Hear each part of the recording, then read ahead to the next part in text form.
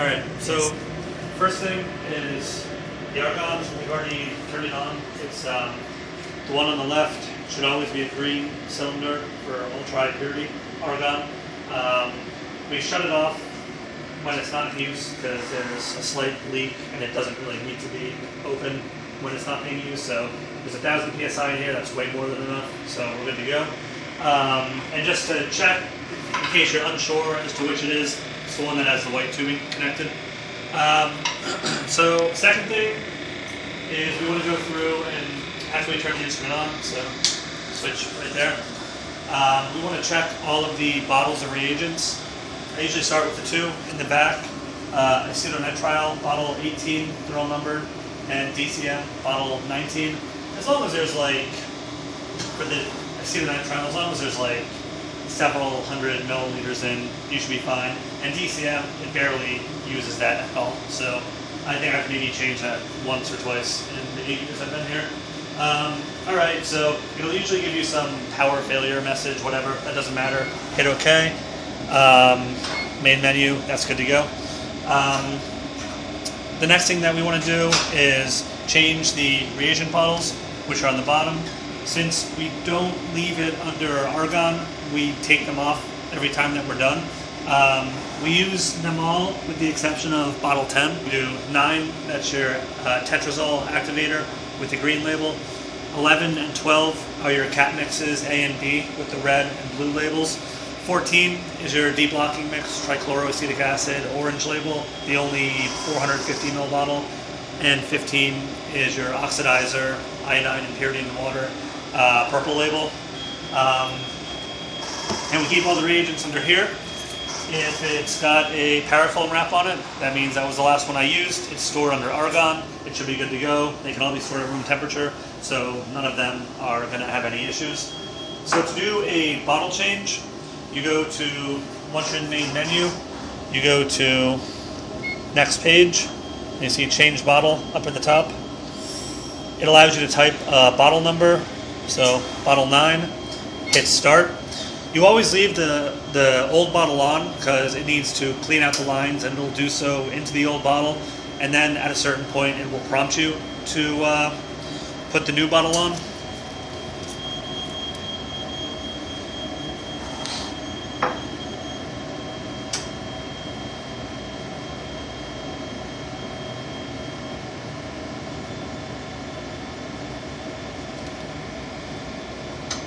So you see, say press resume when the new bottle is installed. These bottles are all on the bottom. The reagent bottles are twist-offs. So you'll hear a little decompression there. So you know the argon's working. Simply swap out the cap. Twist it back on. You'll hear a little bit of clicking here. That's when you know it's tight. Press resume and let it continue. And again, just save the bottles because we'll put them back on when we're done.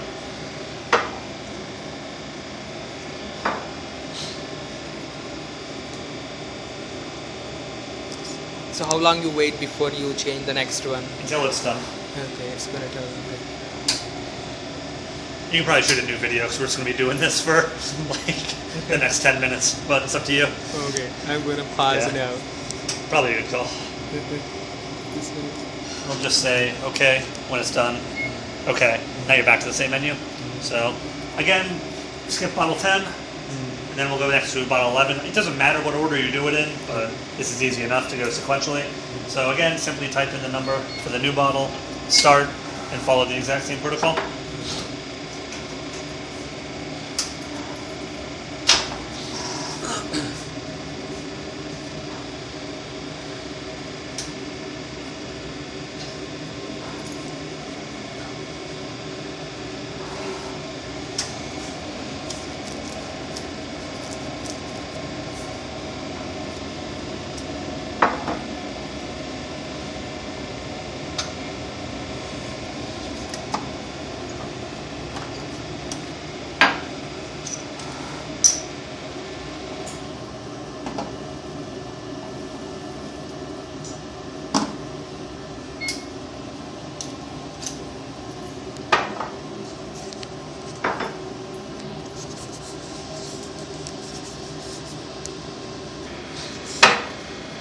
just go over that quickly with you.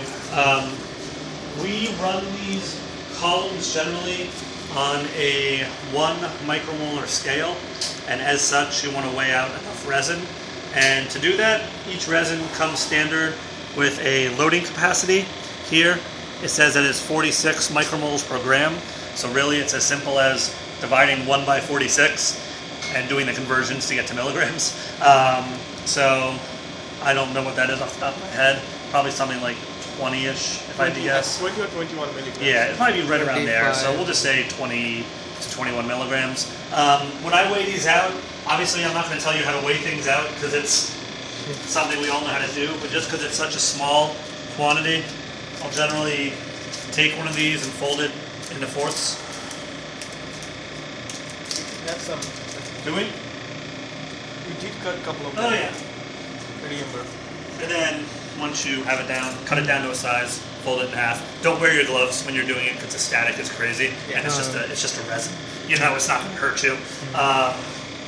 So you weigh that out, and then I don't know if you recall, there are 3 components to a column. The first is the actual column itself.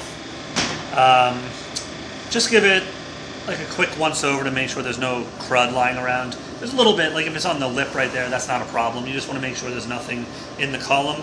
Part 2 is the cap for the column. That's this guy right here. So you can kind of see how both of these ends are fritted. So that's what allows for transfer of liquids through. So they go together like that. And then to keep it together, we just have a screw-on cap. Like so. So once you weigh out the resin, dump it in the column, cap it, put the twist-on cap on, and it's really that simple. If we add a little bit excess of resin, it's not going to hurt. It's better too much than too little. This is a universal resin, so it's a little more expensive, so you don't want to go crazy, you know? Oh, okay. But in general, these aren't anything that are really cost prohibitive. So this is like more than enough for the deblocking. That's like half full. Half full.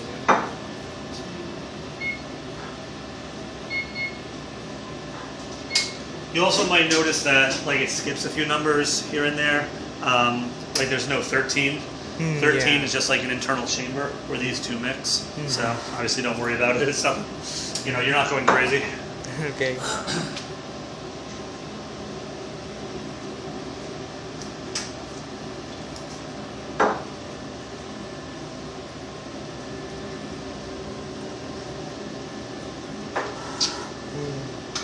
Almost. Close. Close.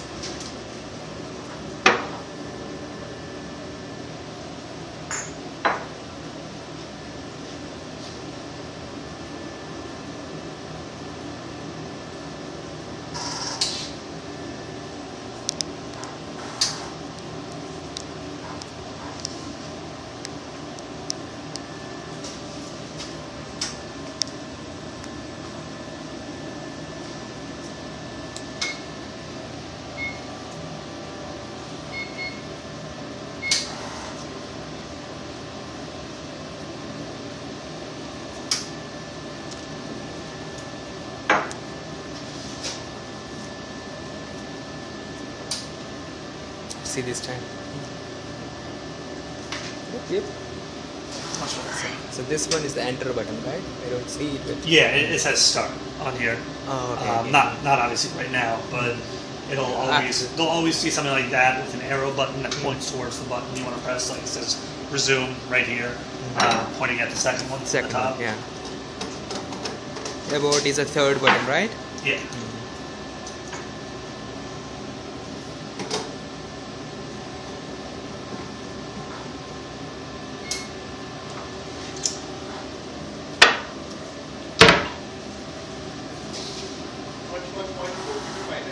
Pardon? 21.4? Yeah, that's good.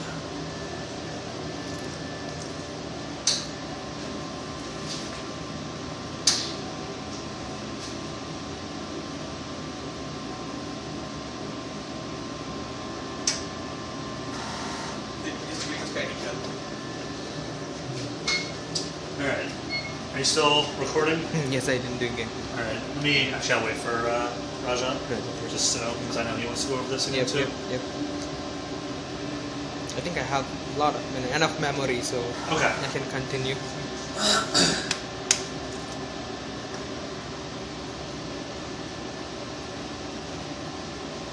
Yes, right, that thing's here. So we are done with all the With bottom all the ones, stuff at the right? bottom.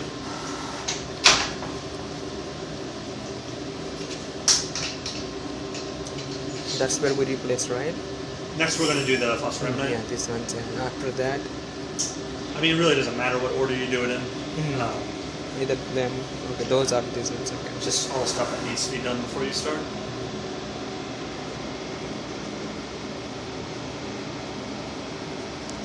Alright, you recording? Yes, I started. Yep. Alright, so we also need to change the phosphoramidites, which are bottles 1 through 8. This one needs to be dissolved. Okay. Yeah. There's like a big chunk Alright, at the bottom.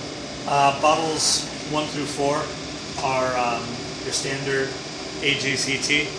If you get confused by what's what, it's just in descending order from these 4 buttons. A is 1, G is 2, C is 3, T is 4, and then in 5 through 8, you can put on whatever you want, any type of non-natural phosphoramidite. And that's just something you'll need to dissolve of your own accord, I guess. Wait for him. Okay.